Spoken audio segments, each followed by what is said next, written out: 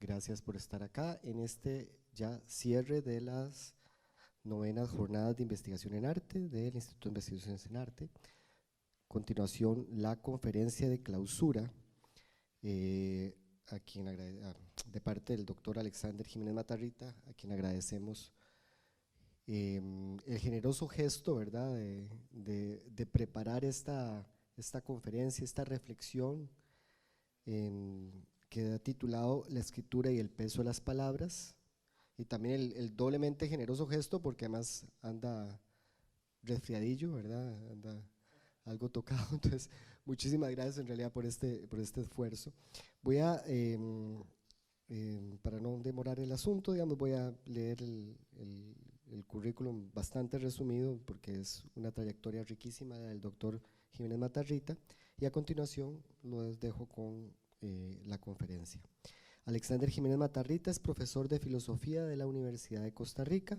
Estudió filosofía en esta universidad y en la Universidad de Salamanca, donde ha trabajado como profesor invitado. Allí su tesis doctoral obtuvo el premio extraordinario en el año 2001. Su libro, El imposible país de los filósofos, ganó el Premio Nacional de Ensayo Aquileo J. Echeverría en el año 2002. En el 2019 publicó El sonido de los cuerpos al bailar, un libro sobre la historia de la compañía de danza universitaria. Y en el 2020 publicó Las formas de la madera, casas, escuelas e iglesias de Nicoya. En el año 2021 obtuvo el Premio Nacional de Investigación Cultural con su libro Max Goldenberg, Canciones para un viaje. Y bueno, muchísimas gracias al doctor Alexander Jiménez y comenzamos.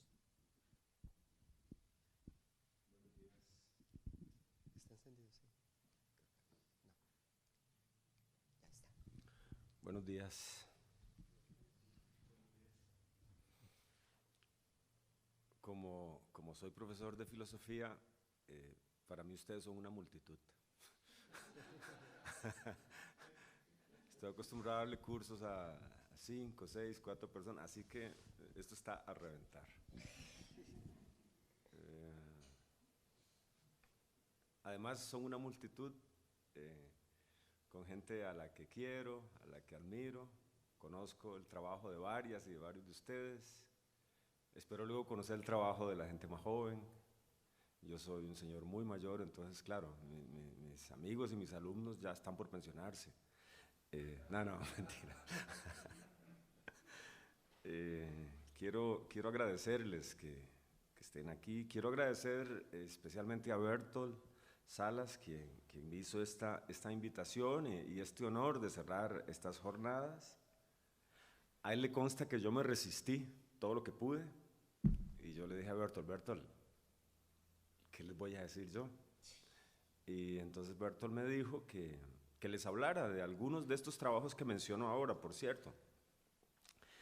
Y eso es lo que voy a hacer en cierta manera. Junto a eso, me gustaría proponerles una brevísima reflexión sobre qué significa escribir y por qué las palabras tienen un peso especial que tenemos que aprender a ponderar, a medir, a sopesar. Hago esta advertencia de que me resistí y de lo que les voy a hablar porque yo sé a qué se dedican la mayoría de ustedes. Y ustedes se dedican a algo para lo cual yo estoy estructuralmente incapacitado. Y en ese sentido yo siento una profunda admiración por la gente que se dedica a construir, a crear y además a escribir sobre eso. Yo me dedico a otra cosa, pero me animé a escribir esto que les voy a leer, entre otras cosas, porque ustedes y yo hacemos algo que nos une, que es eso, escribir. Y aunque probablemente escribamos de cosas distintas, ese oficio que es la escritura es un oficio que yo creo que crea comunidades de escritura y pues es a partir de eso que yo me animé a proponerles esto. Probablemente ustedes como artistas sufran un reclamo constante y es que expliquen lo que hacen. Seguramente ustedes responden a disgusto, contra su voluntad, cuando ese reclamo existe. Yo estoy convencido de que probablemente la escritura sea una posibilidad para que ustedes también piensen en un segundo momento lo que hacen y los procesos que ustedes también van construyendo. Bien, entonces procedo a leerles un texto breve. Espero no durar más de 25 minutos para que podamos conversar. Escribir es una técnica y puede mejorarse con la práctica. Ya sé que algunos pueden empeorar con los años, pero lo cierto es que podemos aprender a trabajar los ritmos, las intensidades, los colores y las extensiones. Y para ello, lo mejor es no imitar a gente que no siente ningún goce al escribir.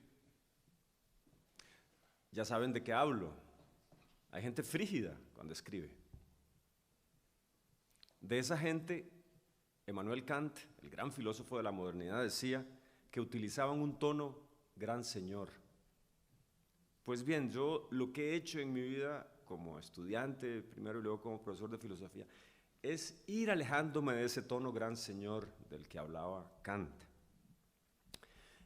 Y yo busco seguir mi propia música, mi propio tono, y eso no lo busco en las teóricas o en los teóricos, porque no lo voy a encontrar. Eso yo lo busco en la literatura. Y en ese sentido quiero mencionarles 3 de mis novelas favoritas que he leído y releído muchas veces en mi vida. Para mí esa experiencia es como asistir a un laboratorio y experimentar con palabras. Marguerite Yourcenar en Memorias de Adriano y Albert Camus en El extranjero siguen mecanismos de escritura que para mí siguen siendo fascinantes. Esas 2 novelas son textos escritos como confesiones personales hechas a partir de frases breves y cortantes. Esas novelas cuentan la vida de 2 condenados a punto de morir. Uno es un emperador y el otro es un tipo extraño que ha matado a un árabe en una playa. El extranjero está escrito a golpes secos y contundentes, como si las palabras fueran tiros percutidos unos detrás de los otros. Les leo el comienzo del extranjero. Hoy ha muerto mamá, o quizá ayer, no lo sé. Recibí un telegrama del asilo. Falleció su madre, entierro mañana, sentidas condolencias. Pero no quiere decir nada, quizá haya sido ayer. El asilo de ancianos está en Marengo, a 80 kilómetros de Argel. Tomaré el autobús a las 2 y llegaré por la tarde. De esa manera podré velarla y regresaré mañana por la noche, etc. Y así sigue en ese tono en el cual cada frase parece un golpe, una sentencia. Ahora quiero leerles el comienzo, o mejor dicho, un extracto del comienzo de Memorias de Adriano, de Marguerite Yourcenar. Querido Marco, he ido esta mañana a ver a mi médico Hermógenes, quien acaba de regresar de la villa después de un largo viaje por Asia. El examen debía hacerse en ayunas. Habíamos convenido encontrarnos en las primeras horas del día. Me tendí sobre un lecho luego de despojarme del manto y la túnica. Te evito detalles que te resultarían tan desagradables como a mí mismo. La descripción del cuerpo de un hombre que envejece y se prepara a morir de una hidropesía del corazón. Es difícil seguir siendo emperador ante un médico. y también es difícil guardar la calidad de hombre. Haya paz. Amo mi cuerpo. Me ha servido bien y de todos modos no le escatimo los cuidados necesarios. Pero ya no cuento, como Hermógenes finge contar, con las virtudes maravillosas de las plantas y el dosaje exacto de las sales minerales que ha ido a buscar a Oriente. Este hombre, tan sutil, sin embargo, abundó en vagas fórmulas de aliento, demasiado triviales para engañar a nadie. Sabe muy bien cuánto detesto esta clase de impostura, pero no en vano ha ejercido la medicina durante más de 30 años. Tendré la suerte de ser el mejor atendido de los enfermos. Mis piernas hinchadas ya no me sostienen durante las largas ceremonias romanas. Me sofoco y tengo 60 años. Por eso escogí este texto.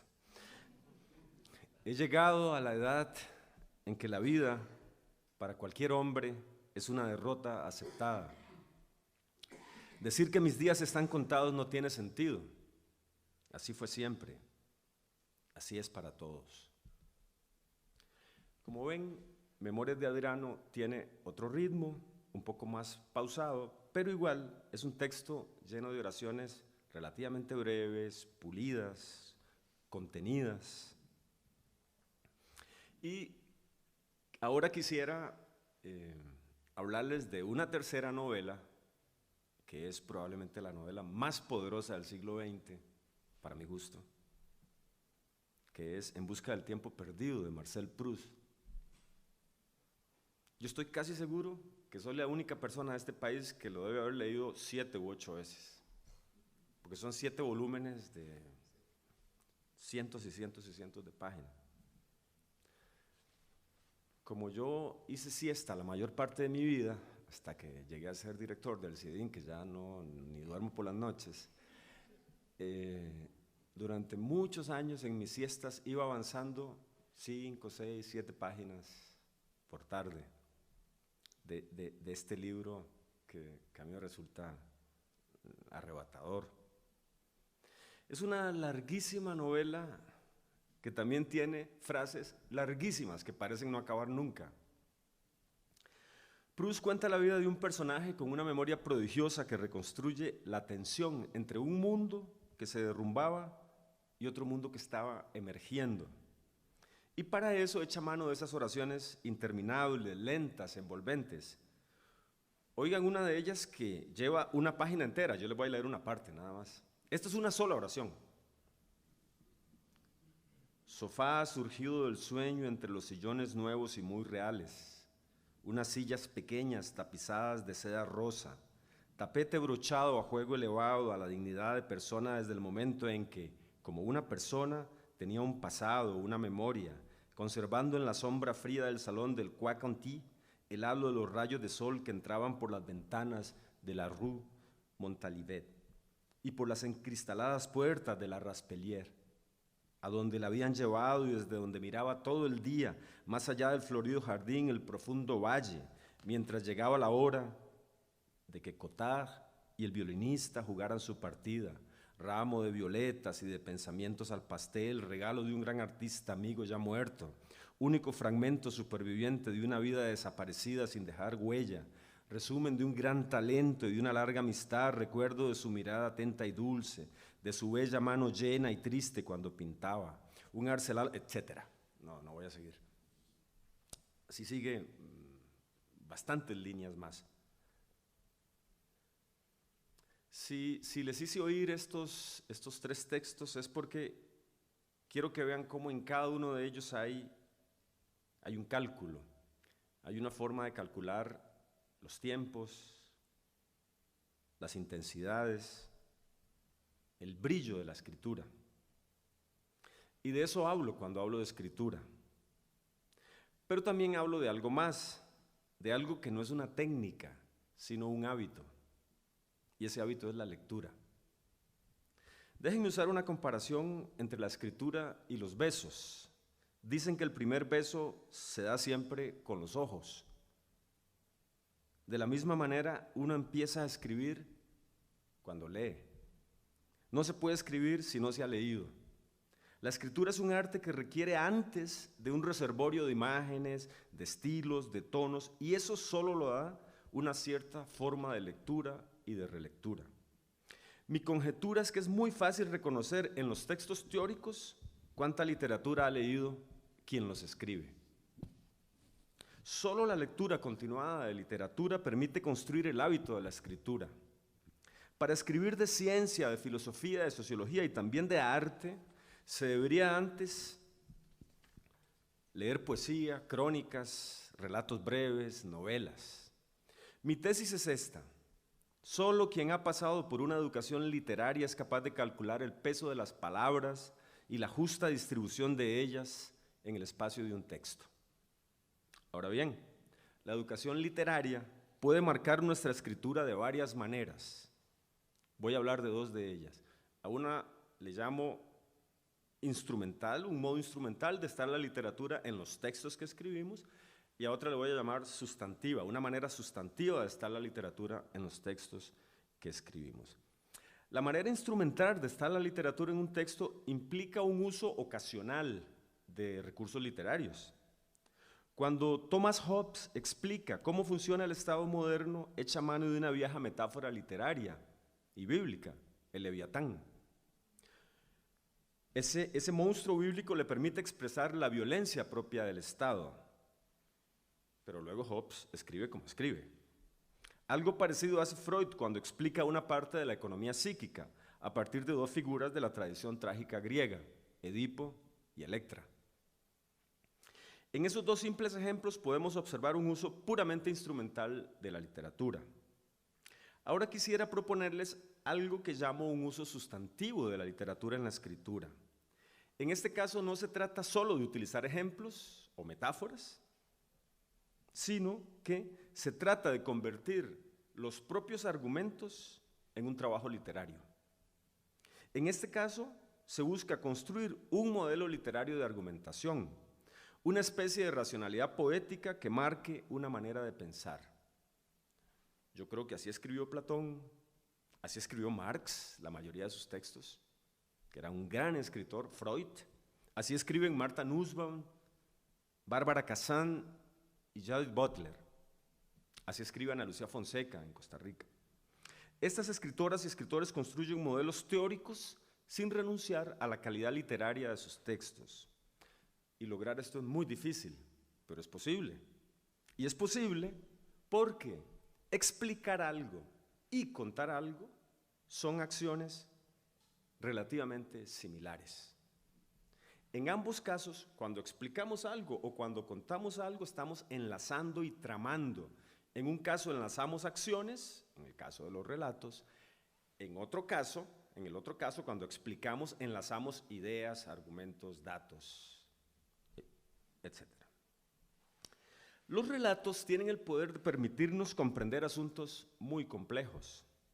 Es casi imposible ver qué pasa en el interior de alguien que debe decidir algo. A mí me encantaría estar en el interior de mi novia para saber cómo es que decide las cosas que decide.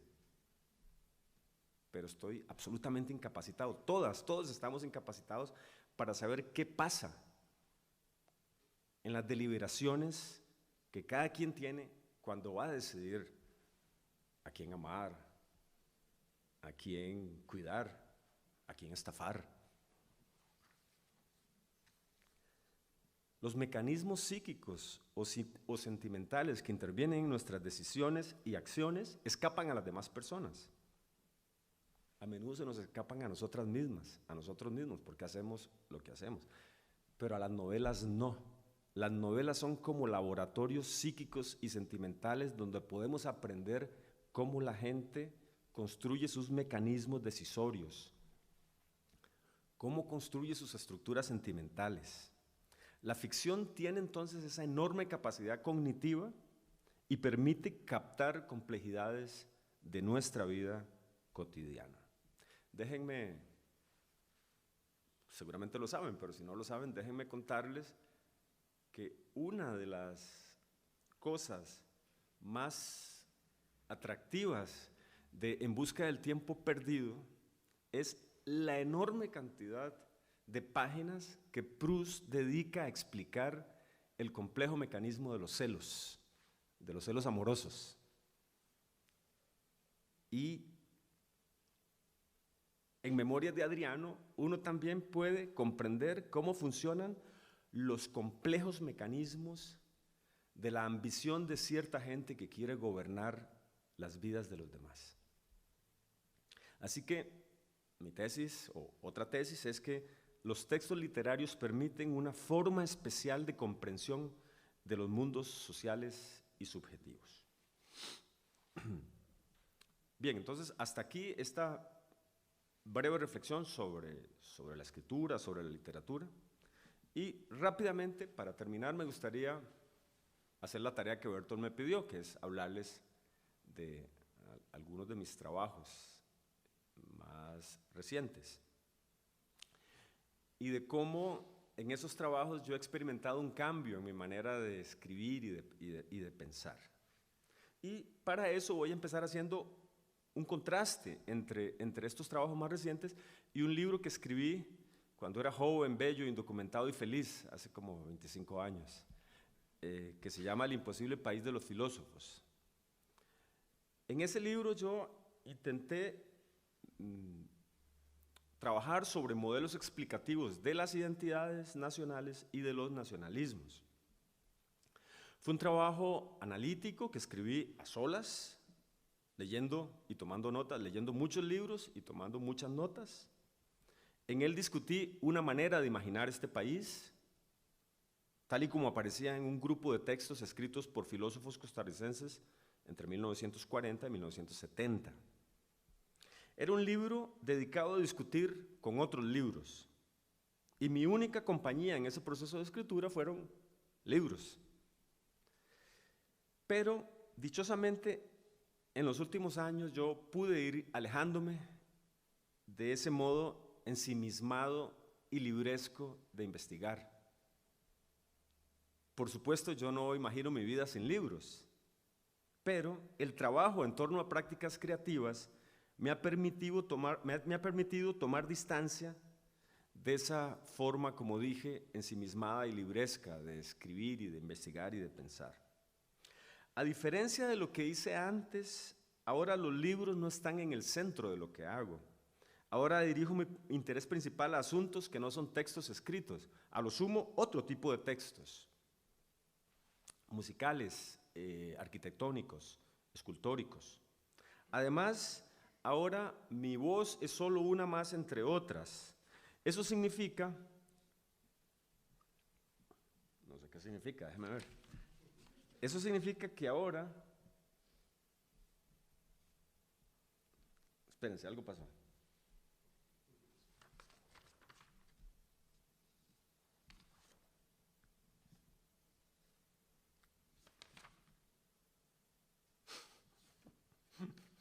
Un minutito.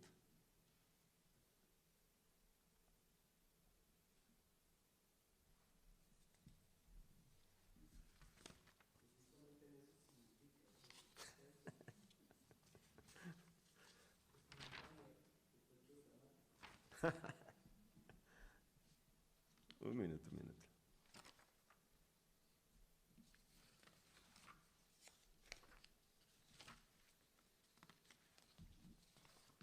Es que no encuentro el libro del que les iba a hablar. Bueno, no importa, sigo.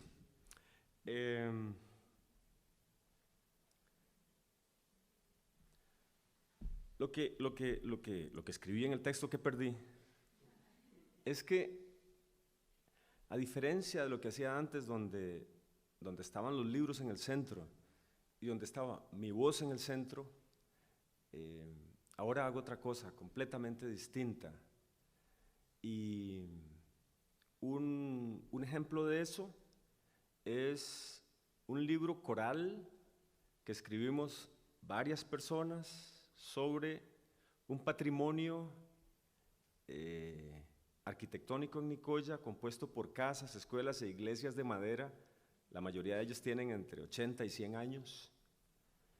Y en ese libro yo hice un ejercicio creativo que me gustó mucho hacer y fue que durante 1 año y medio con una fotógrafa recorrimos Nicoya y los pueblos cercanos de Nicoya, tomando fotografías, de escuelas, casas e iglesias de madera, y luego esas fotografías se las di a 5 escritoras y escritores que no conocían esos lugares y que trabajaron sobre esas fotografías y que escribieron sobre casas, escuelas e iglesias en las que nunca habían estado. Entonces, el libro es una especie de trabajo de documentación de una manera de construir que no fue hecha por arquitectos, fue hecha por carpinteros y albañiles enamorados del cedro, del cenízaro, del guanacaste, y que jugaron con motivos de construcción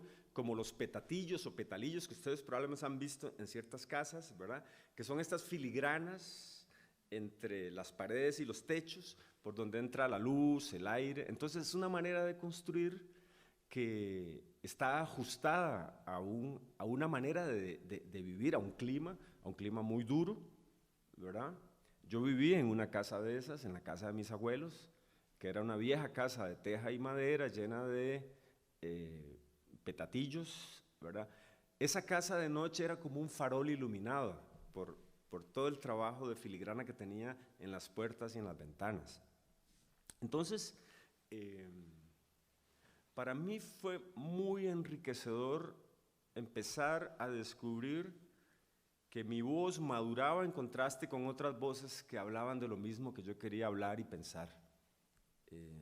Esto para mí ha sido un cambio muy, muy importante. Y lo que yo quería también en ese libro era pensar un mundo local. Algo que también hice con otro libro que mencionó Bertolt, que es el libro dedicado al músico de Nicoya, Max Goldenberg.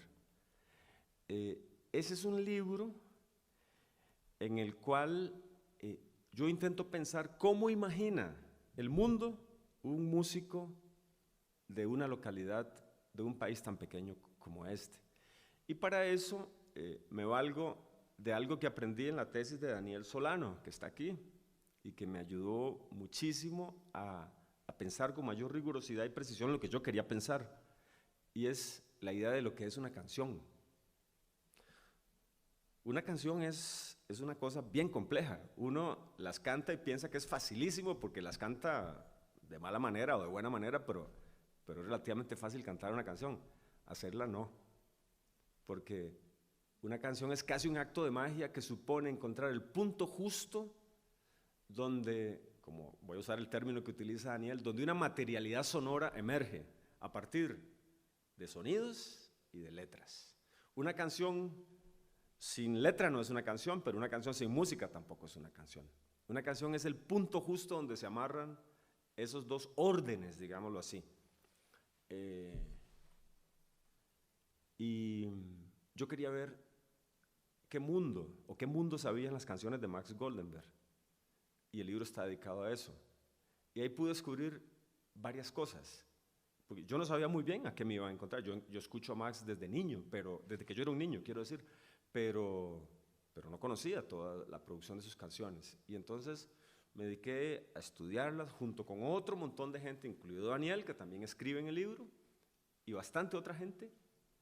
Y de las cosas más fascinantes que yo encontré ahí era el carácter universal de un hombre de pueblo y la riqueza que pueden tener localidades que son creativas frente a localismos invasores. La mayoría de los imperios funcionan como localismos invasores. Los imperios comienzan normalmente en un lugar y luego se dedican a dañar el mundo, a empobrecerlo. No sé, tal vez voy a soltar aquí una tesis un poco brutal, pero y la Coca-Cola estoy seguro que apareció en un lugarzucho de los Estados Unidos y luego ha ido envenenando el mundo con un talento inimitable.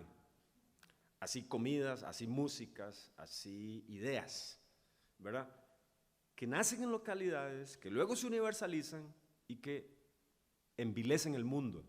En cambio, hay localismos, no sé cómo decirlo, enriquecedores, que hacen que el mundo florezca y que lo mejor de los seres humanos florezca. Bueno, lo que yo me encontré en las canciones de Max fue eso.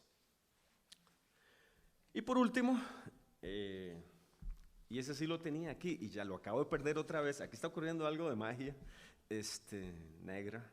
Bueno, por último, esto sí lo voy a leer, porque aquí lo tengo. Un libro dedicado a una compañía que a mí me resulta cercana por razones afectivas y artísticas, que es La historia de danza universitaria. Ese es un libro en el que investigué sobre los 40 años de esta compañía. Entonces, es un libro que tiene un tono festivo, pero que al mismo tiempo es un libro que tiene, por decirlo así, confesiones y reclamos que son muy incómodos. En 40 años pasan muchas cosas. Eso es lo que yo llamo el daño de los años, ¿verdad? Gente que ha tenido que convivir muy intensamente, en ese libro cuenta las maravillas de una compañía y también las pobrezas de una compañía como Danza Universitaria. Y esta fue gente, entrevisté a muchas bailarinas, bailarines, coreógrafos, gente de luminotecnia, etc. Y esas personas me permitieron conocer intimidades y conflictos, también prácticas de amistad y de cooperación, que son parte de cualquier familia, incluidas las familias más felices, ¿verdad? Y bueno, el libro también documenta eso. Por eso yo creo que a algún director, a alguna gente no le gustó el libro, porque en el libro aparecen las durezas de construir un proyecto durante tanto tiempo, que siempre produce tensiones, conflictos. Este es un país en el que a la gente no le gusta que eso aparezca, y ahí en el libro aparece, y a mí me alegra que aparezca. Me parece que es una manera de celebrar, que a pesar de eso la compañía sigue ahí, intacta, ¿verdad? Bien, termino. Al comienzo de su libro 6 propuestas para el próximo milenio, Italo Calvino propone una definición de su búsqueda literaria. Dice Calvino que tras 40 años de escribir ficciones se dio cuenta de qué era lo que había hecho siempre. Y él dice que su literatura consistía en un tipo de sustracción o en una forma de restar. Lo dice así: la literatura consiste en sustraer peso a las palabras, a las figuras humanas, a las ciudades, a los cuerpos celestes. Se trataba entonces de una operación para dar a esas realidades el poder de la levedad o de la liviandad. Pues bien, sustraer peso a las palabras es una operación que supone varias cosas.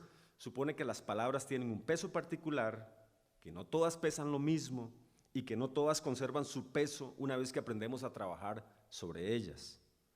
En filosofía trabajamos fundamentalmente sobre un vocabulario de tipo conceptual y que está amarrado a modelos explicativos o a procedimientos analíticos. Normalmente se trata de palabras pesadas, graves, solemnes, normalmente en un tono gran señor. Bertolt, que ha tenido que chuparse durante años eso, sabe de qué estoy hablando. Aquí quería citarles un artículo filosófico, pero no, vamos a pasar para cerrar.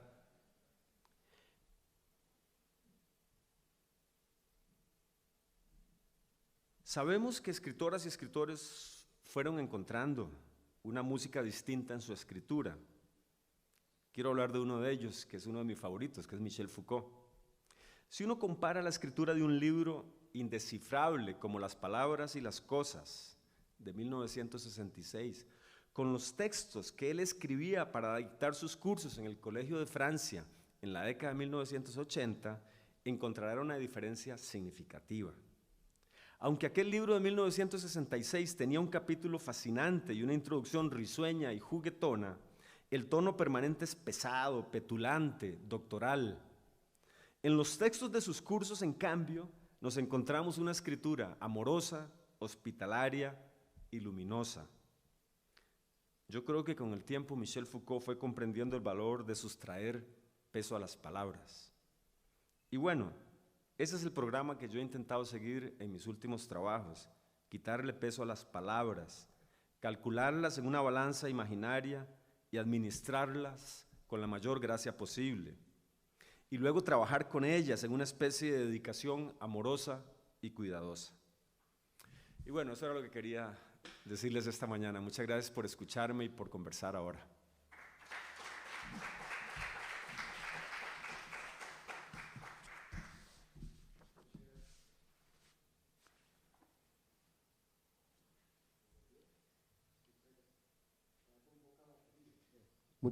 Ahora sí. Muchas gracias, Alexander, por esta magnífica conferencia y con esta idea, ¿verdad?, de sustraerle peso a las palabras, ¿verdad?, que podemos tomar notas de la literatura, pero también desde la escritura académica, ¿verdad? Alguna gente se toma muy… perdón, hay un autor, en este momento se me escapa el nombre, chileno, que hace recomendaciones sobre cómo escribir académicamente, y entre las recomendaciones es rehuya al homo academicus. O sea, el escribir como gran señor, esta figura de Kant justamente.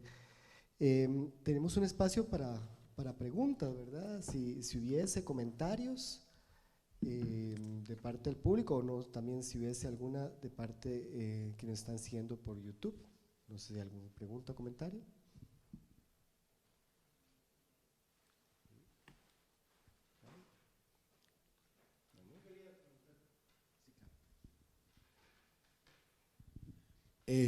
Después de tantos años, para mí leer es un placer y escribir duele mucho, a mí me cuesta y soy muy obsesivo, entonces yo lo tengo claro, leer es placer, leer es como comer, pero yo creo que usted es la única persona que yo conozco que se ha leído En busca del tiempo perdido.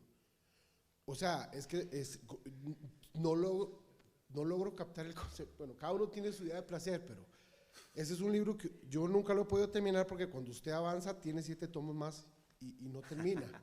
Y el Ulises de Joyce también, y el Finnegan's Wake también, y El paraíso de José Lezama Lima. Cuando me pensione, me voy a sentar a encerrarme a leer eso. No se puede trabajar y estar en otras cosas. Yo no puedo, o sea, son libros muy duros de digerir. ¿Cuál es la idea de placer que tiene de leer? Porque es que vieras que esos libros, yo no sé si los compañeros acá han podido terminarlos, es que son duros, duros, duros. O sea, yo estoy leyendo Moby Dick y ese libro yo me lo estoy comiendo. Es que es de lo más fácil, bonito, esa aventura. Ajá. Pero ¿cuál es la idea de placer? ¿O cómo maneja usted leer y escribir?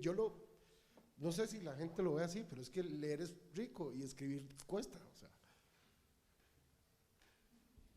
Lindísima pregunta, Raimi. Lo primero que quiero decir es que cada quien presume de lo que no ha podido terminar de leer. Esa es una forma de presumir. Yo también la tengo y coincido en 3 de los textos que mencionaste. Eso me impresiona muchísimo. Nunca he podido terminar de leer Paradiso, nunca he podido terminar de leer El Ulises, y hay otros que no voy a mencionar por si acaso hay algún familiar aquí o siguiendo la conferencia. Sí.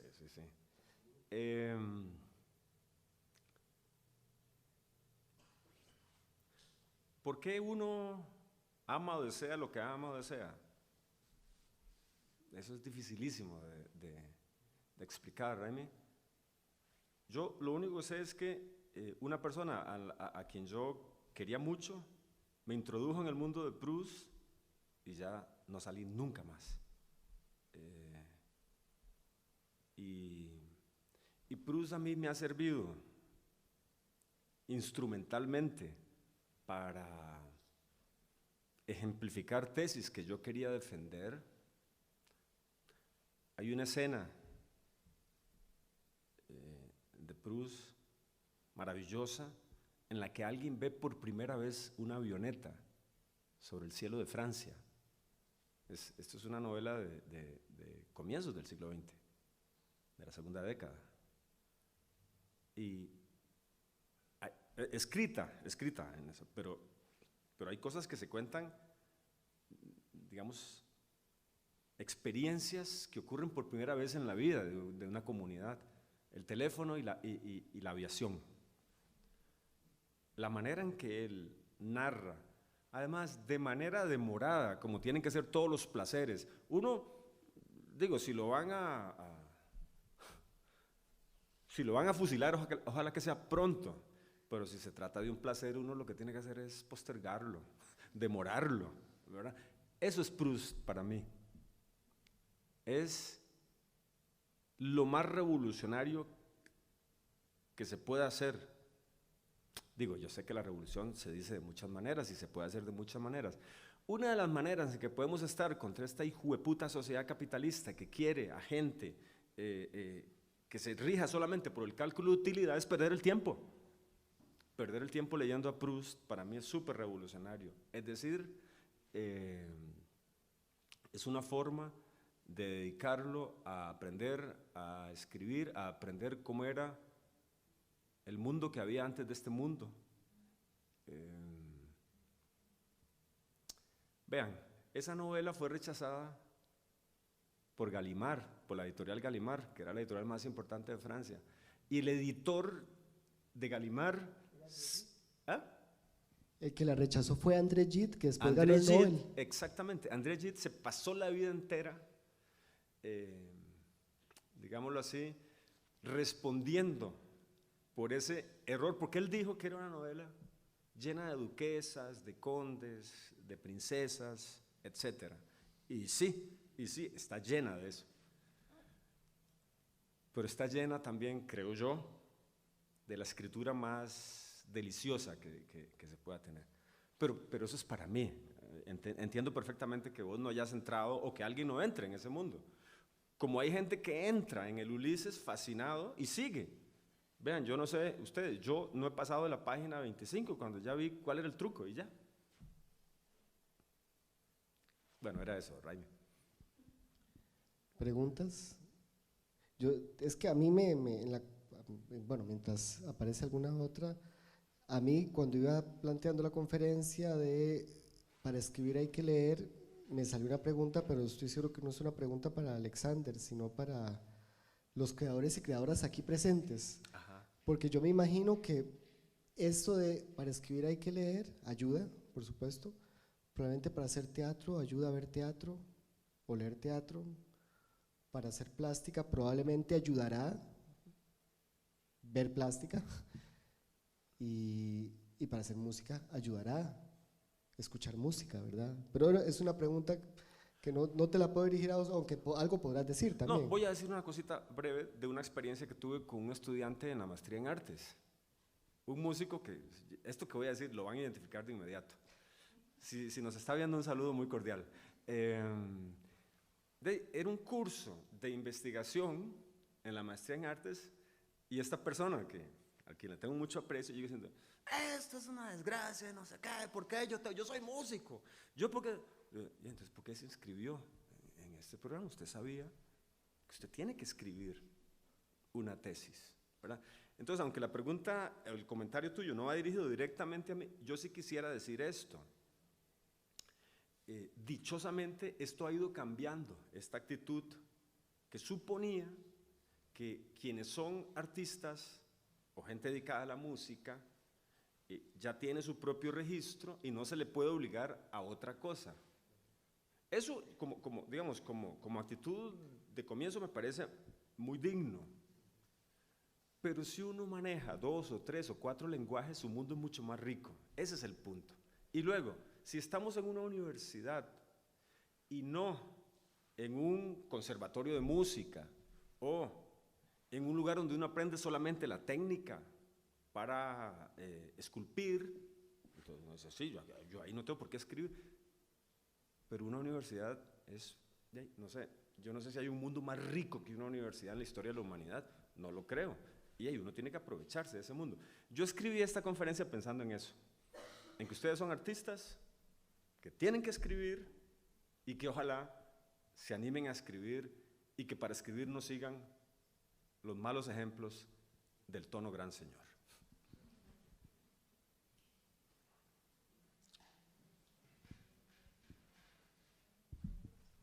Hola, muchas gracias. Esto que decía de bajarle el tono de gran señor y vaciar un poco las palabras, apropiándome de Farruki también un poco, ¿no? Con ese sentido de vaciar. a la hora de escribir yo coincido con el compañero que a mí personalmente se vuelve más trabajoso que la lectura. Sí. Y me sucede, coincido también con esos textos, también recuerdo, no sé, El otoño del patriarca, aquellos gallinazos que no se acababan nunca. Y yo decía, bueno, pero ya está bueno con el gallinazo, vamos a lo que sigue. Digamos, en la escena yo logro dilatar el tiempo, yo logro generar y distribuir la mirada hacia diferentes lugares. Y puedo hacer de un acontecimiento escénico de 3 minutos, lo puedo estirar a 15 sin que se pierda el interés, ¿ya? Como mismo quizás un músico puede trabajar un leitmotiv de manera tal que se convierte interesante durante X tiempo, pero a la hora de escribir, ¿cómo yo logro entonces no decir lo que quiero decir en 2 oraciones? Porque quizás le estoy poniendo demasiado peso a las palabras, pero ¿cómo no caer en una diletancia arrogante o infértil para mantener la atención cuando uno escribe sin llegar al exceso del gran señor y sin darle tanto peso a esas palabras que me pueden llevar al homus, ¿cómo es Bertolt? Al homus académico que mencionaba Bertolt. Pero, digamos, a la hora práctica de la escena o de otra variante, yo siento que es mucho más cómodo hacerlo. Pero a la hora de la escritura, ¿cómo dividirse ahí? ¿Cómo moverse entre esos 2 puntos?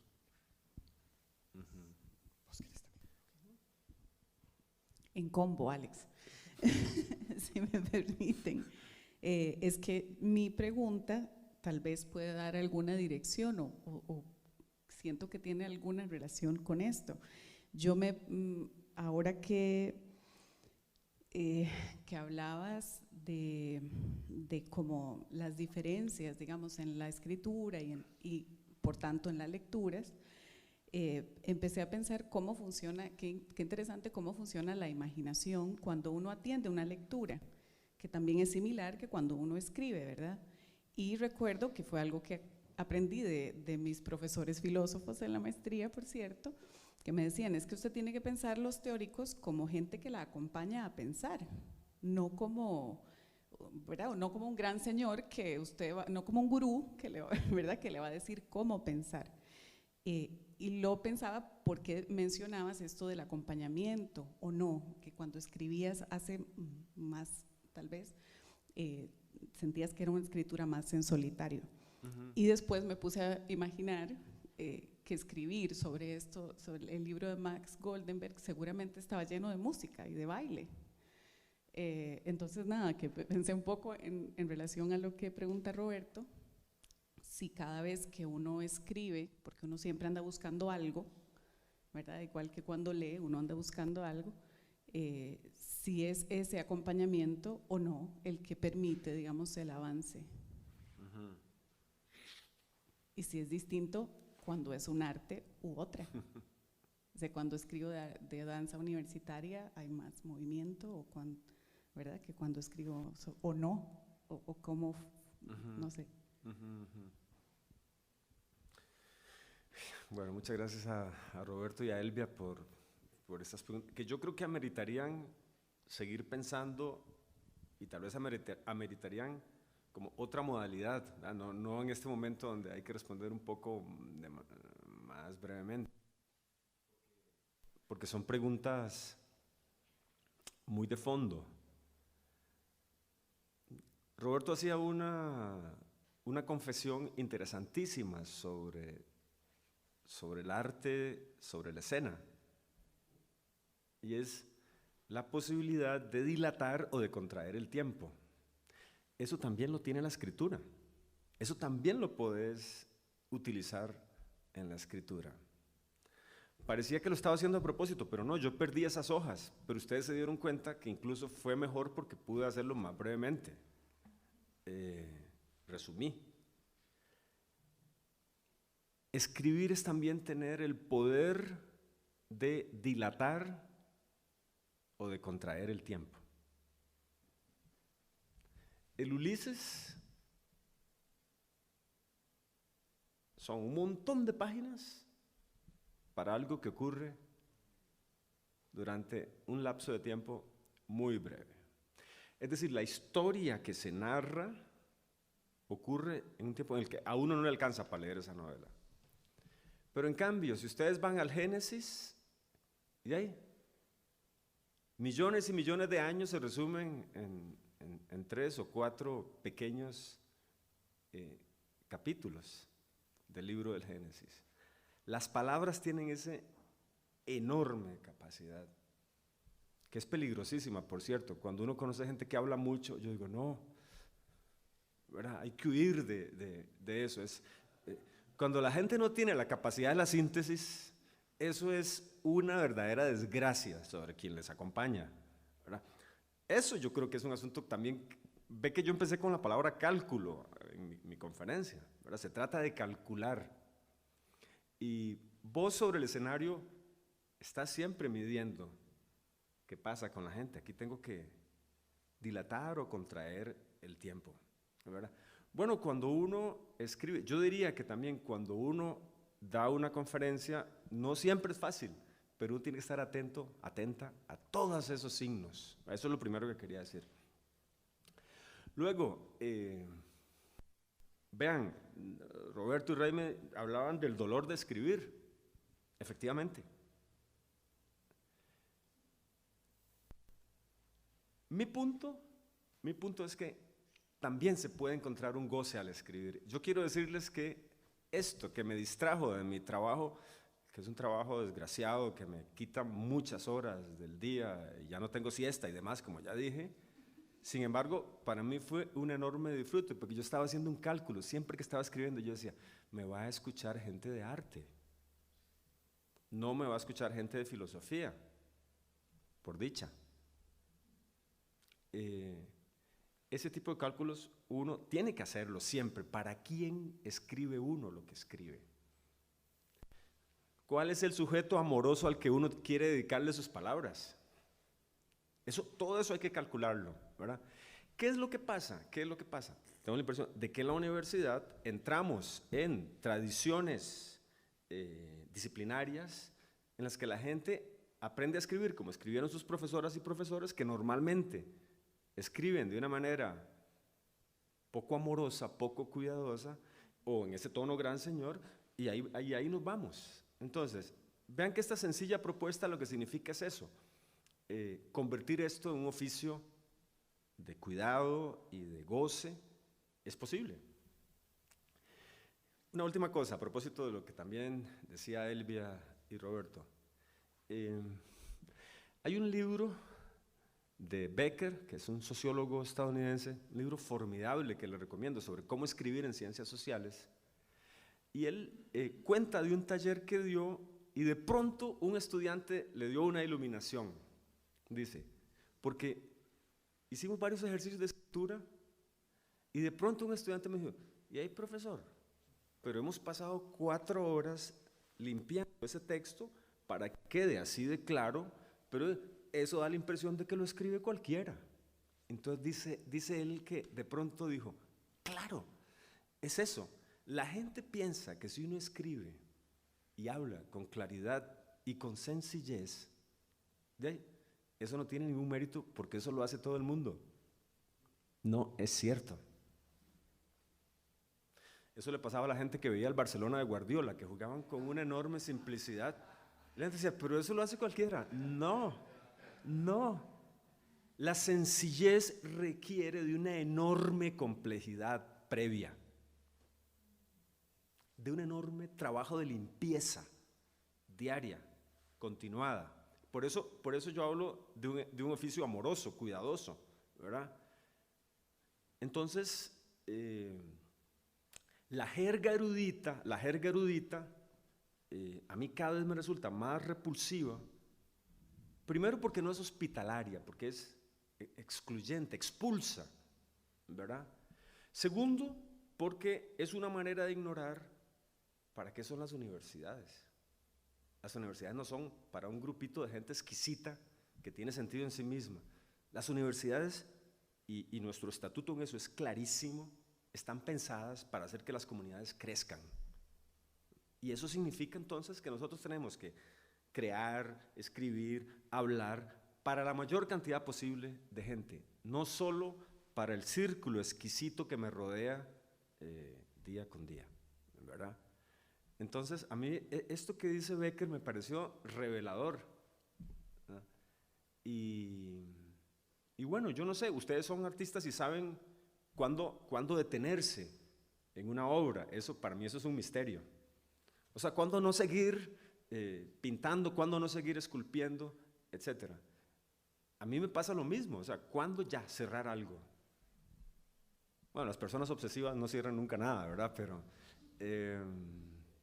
creo que también eso es parte del cálculo que hay que tener, ¿verdad? Bueno, no sé si les respondí como les digo, creo que en las preguntas hay muchísimo más de lo que yo puedo decir en este momento, pero es algo que creo que vale la pena seguir pensando.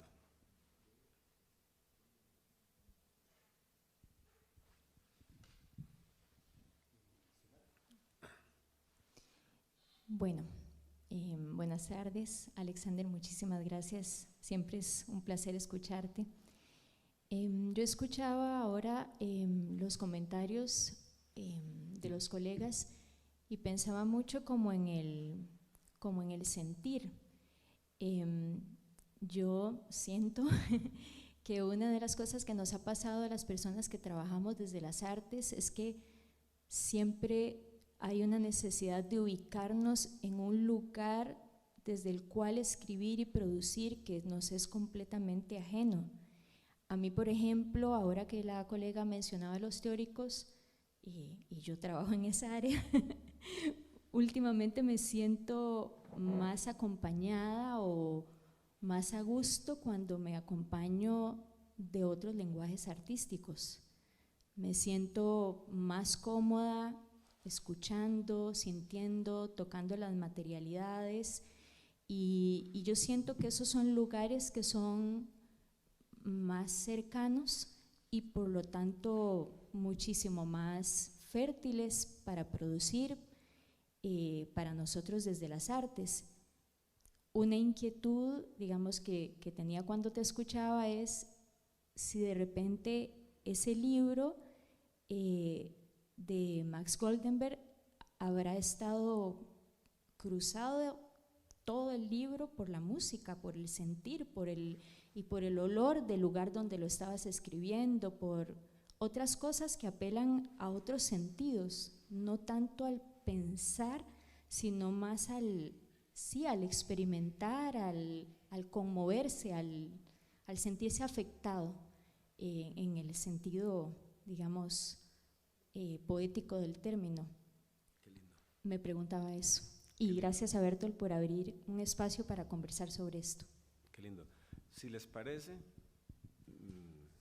no sé si hay más preguntas, pero podríamos cerrar con, quiero proponerles algo. Es que cae con tu pregunta. Yo no leí una coda que tiene el libro sobre Max, que es lo último que escribí y que yo creo que te podría responder esto que estás mencionando, de si este libro está atravesado por otras cosas que no son ni conceptos, ni la academia, y claro que sí, si les parece. Ok. Dice así, es breve. Escribí este libro, no, perdón, este no es sobre, ¿ves? Este no es sobre el libro de Max, pero es lo mismo. Este es sobre el libro de Dan Saúl. Escribí este libro sobre una compañía de danza teniendo presente mi dudosa genealogía. En mi familia hay una vieja disputa relacionada con la honra de una tiabuela. Dice tío Ladio que esa tiabuela fue cabaretera en un lugar de mala muerte de La Habana. Lupe, mi madre, lo niega, se enoja y le anuncia que lo demandará por calumnioso. Pero tío Ladio se ríe y amenaza con hacer públicas las evidencias del desviado talento artístico de nuestra familia. Mamá calla y prefiere pasar a cosas más decorosas.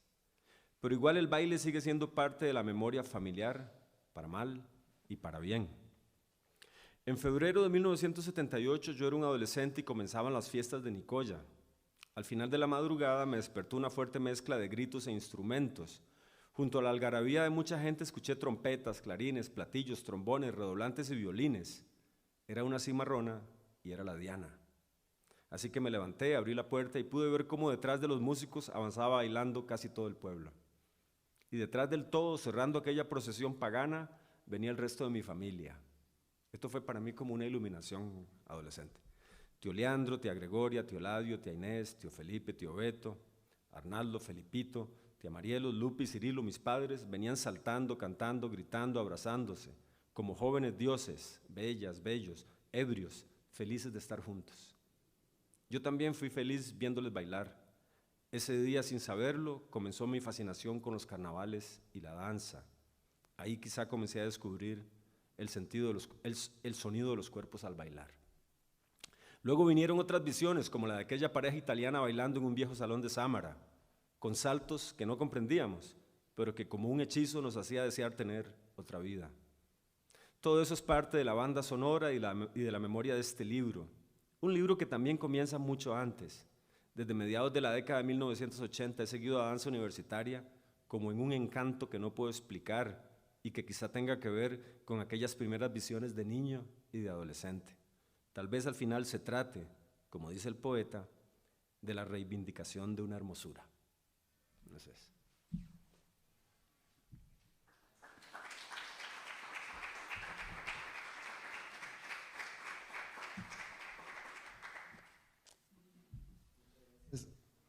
Muchas gracias, Alex, por este cierre, de esta respuesta que quedó justa, ¿verdad? Y muchas gracias a ustedes por habernos acompañado estos 3 días en las jornadas de investigación en arte. Nos veremos el año próximo, y tal vez incluso antes, porque por ejemplo Elvia tiene alguna actividad pensada también en este tipo de sentido, de este tipo de encuentros para reflexionar y discutir el arte. Muchísimas gracias, Alex, nuevamente. Un buen día.